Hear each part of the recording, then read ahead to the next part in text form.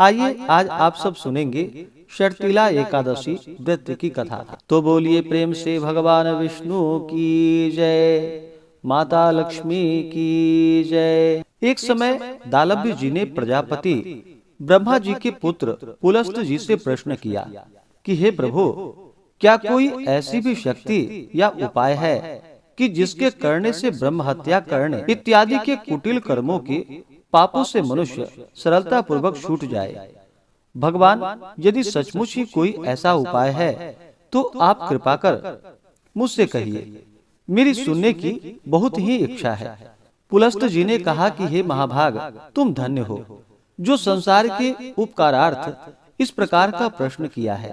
अस्तु, अब मैं तुमको अत्यंत सुंदर, देवताओं को भी दुर्लभ और जो अभी तक प्रकाश में नहीं आया वही पवित्र मनोवांछित फलों को देने वाला यत्न तुम्हारे सामने वर्णन करता हूँ।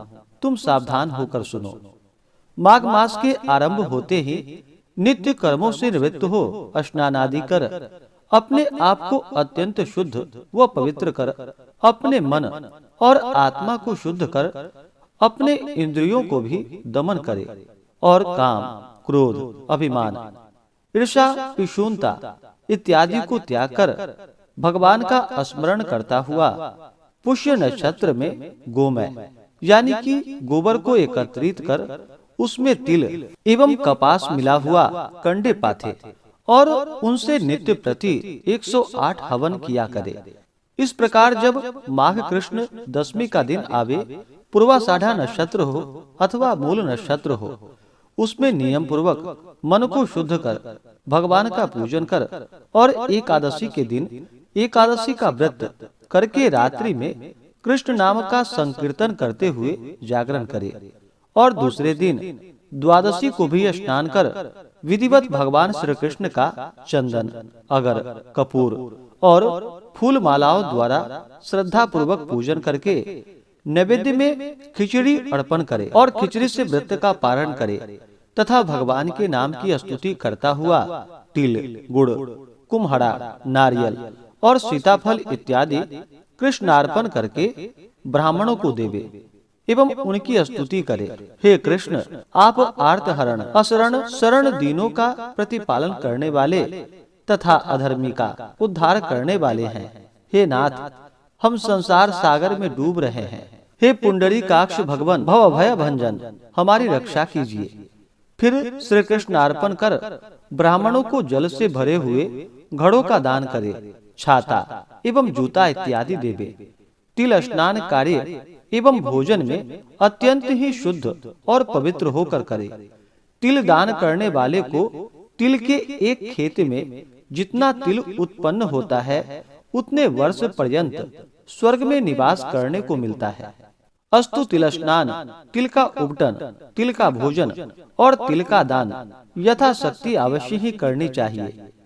तब दालभ्य जी ने कहा कि भगवान, इस कृष्ण षटतिला एकादशी के व्रत से कैसा फल मिलता है और कब कब किस किस को मिला, इसकी एक आख्यायिका का भी आप वर्णन कीजिए। पुलस्त जी ने कहा कि हे ब्राह्मण, किसी समय मृत्युलोक में एक ब्राह्मणी रहती थी। वह सदैव ही धर्म में तत्पर रहा करती थी और व्रतों में अत्यंत अनुरक्त रहा करती थी। प्रायः प्रतिदिन कोई न कोई व्रत रहती थी, मगर कभी स्वप्न में भी उसने दान नहीं दिया था। उसकी ऐसी दशा को देखकर भगवान श्री कृष्ण ने विचार किया कि इससे कुछ दान करवाना चाहिए, क्योंकि बिना अन्न दान दिए इसका निस्तार नहीं होगा। यही सब विचार कर उन्होंने स्वयं भिक्षुक का रूप धारण कर उसके द्वार पर भिक्षा जाकर मांगी। ब्राह्मणी तो देना जानती ही नहीं थी, तथापि उपहास करने की मुद्रा से उसने भगवान की झोली में मृत पिंड डाल दी, यानी कि मिट्टी की ढेली डाल दी। वे उसको ही लेकर चुपचाप चले आए।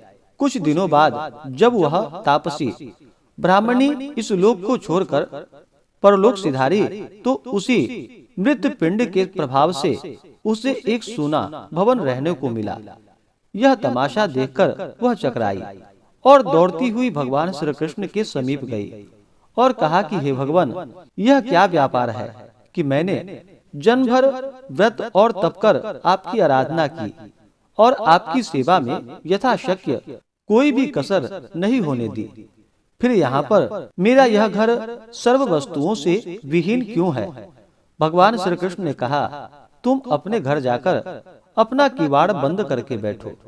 जब तुम्हें देखने के लिए अप्सराएं और देवांगनाएं आएंगी तो तुम अपना किवाड़ मत खोलना।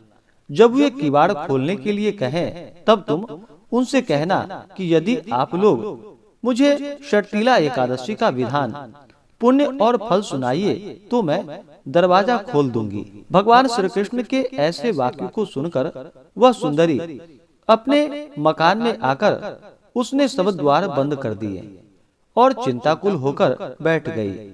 यथा समय दिवांगनाएं आईं और उसने किवाड़ खोलने के लिए कहा। तब उसने वे ही वाक्य उन लोगों से कहे जो भगवान श्री कृष्ण ने कहे थे। उनके ऐसे वाक्यों को सुनकर एक स्त्री ने षटतिला एकादशी व्रत विधि बतलाई और उसके दर्शन किए, उसके अनुपम तेज का अवलोकन किया।